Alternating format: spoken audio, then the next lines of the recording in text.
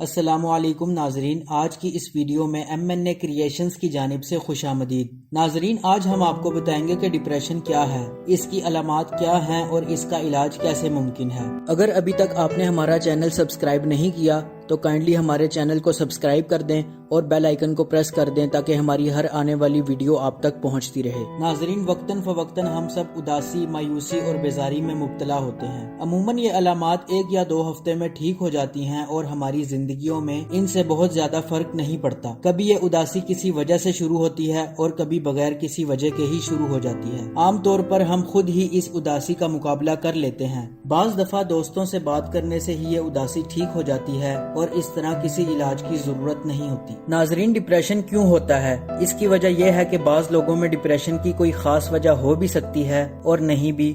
بہت سے لوگوں کو جو اداس رہتے ہیں اور ڈپریشن کا شکار ہوتے ہیں، انہیں اپنی اداسی کی کوئی خاص وجہ سمجھ نہیں آتی۔ اس کے باوجود ان کا ڈپریشن بعض دفعہ اتنا شدید ہو جاتا ہے کہ انہیں مدد اور علاج کی ضرورت پڑتی ہے۔ ناظرین، ڈپریشن کی ایک اور وجہ معاملات زندگی بھی ہے۔ بعض تکلیف دہ واقعات، مثلاً کسی قریبی عزیز کا انتقال یا نوکری ختم ہو جانے کے بعد کچھ عرصہ اداس رہنا عام سی بات ہے۔ اگلے کچھ ہفتوں تک ہم لوگ اس کے بارے میں سوچتے رہتے ہیں اور بات کرتے رہتے ہیں، پھر کچھ عرصے بعد ہم اس حقیقت کو تسلیم کر لیتے ہیں اور اپنی روزمرہ کی زندگی میں واپس آ جاتے ہیں۔ لیکن ناظرین، بعض لوگ اس اداسی سے خود کو باہر نہیں نکال پاتے اور یوں ڈپریشن کی بیماری کا شکار ہو جاتے ہیں۔ اور اگر ہم تنہا ہوں، ہمارے آس پاس کوئی دوست نہ ہو، ہم ذہنی دباؤ کا شکار ہوں، ان صورتوں میں بھی ڈپریشن کی بیماری ہونے کا خطرہ بڑھ جاتا ہے۔ ناظرین، ڈپریشن کسی کو کسی بھی وقت ہو سکتا ہے، لیکن بعض لوگوں کو ڈپریشن ہونے کا خطرہ اور لوگوں سے زیادہ ہوتا ہے۔ اس کی وجہ ہماری شخصیت بھی ہو سکتی ہے اور بچپن کے حالات و تجربات بھی۔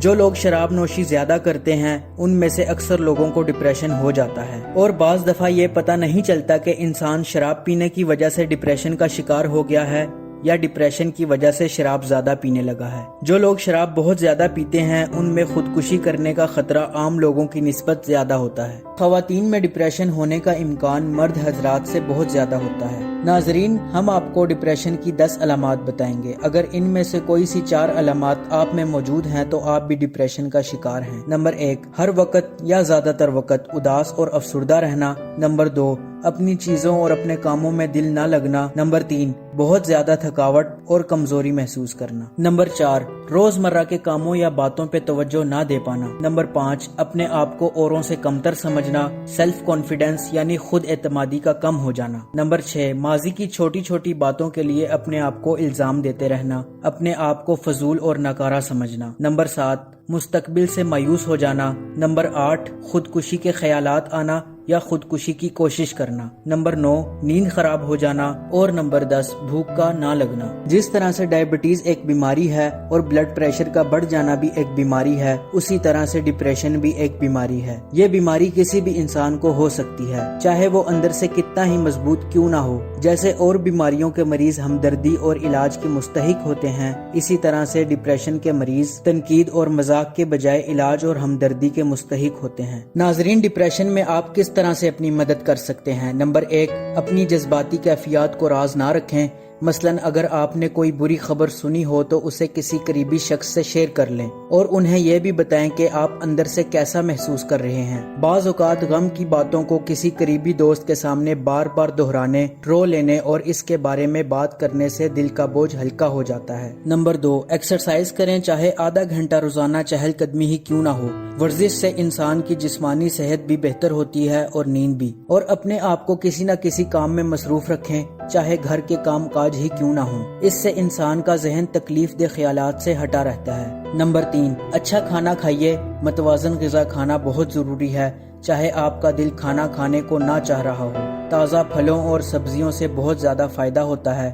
ڈپریشن میں لوگ کھانا کھانا چھوڑ دیتے ہیں، جس سے جسم میں وائٹامنز کی کمی ہو جاتی ہے اور طبیعت بہت زیادہ خراب لگتی ہے۔ نمبر 4، نشے سے دور رہیں۔ بعض لوگ سمجھتے ہیں کہ نشہ مثلاً شراب اور سگریٹ پینے سے ڈپریشن کم ہو جاتا ہے، لیکن حقیقت یہ ہے کہ شراب پینے سے ڈپریشن اور زیادہ بڑھ جاتا ہے۔ ان سے کچھ وقت کے لیے تو آپ سکون محسوس کریں گے، لیکن بعد میں آپ اور زیادہ اداسی محسوس کریں گے۔ نمبر 5، مایوس نہ ہوں۔ اپنے آپ کو یاد دلاتے رہیں کہ آپ جس تجربے سے گزر رہے ہیں اس سے اور لوگ بھی گزر چکے ہیں، اور ایک نہ ایک روز آپ کا ڈپریشن ختم ہو جائے گا، چاہے ابھی آپ کو ایسا نہ لگتا ہو۔ ناظرین، حال ہی میں انڈیا کے معروف اداکار سشانت سنگھ نے خودکشی کر لی۔ سشانت سنگھ کے کمرے سے ایسی پکچرز ملی ہیں جن سے پتہ چلتا ہے کہ وہ ڈپریشن میں تھے۔ خودکشی کرنے سے ایک رات پہلے ان کے کچھ دوست بھی ان کے گھر آئے تھے۔ نہ جانے ڈپریشن کا کون سا مقام تھا کہ دوستوں کی موجودگی بھی ڈپریشن کو کم نہ کر سکی۔ اگلے دن 12 بجے تک ان کے نہ جاگنے پر جب کمرے کا دروازہ توڑا گیا تو انہیں مردہ حالت میں پنکھے سے لٹکتا ہوا پایا۔ ناظرین، یہ کوئی پہلا شخص نہیں ہے جس نے ڈپریشن کی وجہ سے خودکشی کی ہے۔ انڈیا ہی کی ایک معروف اداکارہ جیا خان نے بھی ڈپریشن کی وجہ سے خودکشی کی تھی۔